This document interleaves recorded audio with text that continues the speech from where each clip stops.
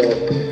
بس يعني لما بشوف كده اللي هي الحاجات المثيرة اللي هي أو يعني المناظر اللي هي بتبقى فيها. فهمت.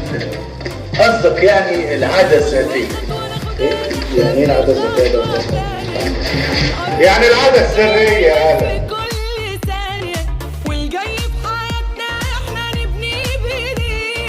كل حلم كبير بتبقى بدايته فكرة، ناسيين اللي فات ودايما باصين لبكرة، ومفيش حاجة مستحيل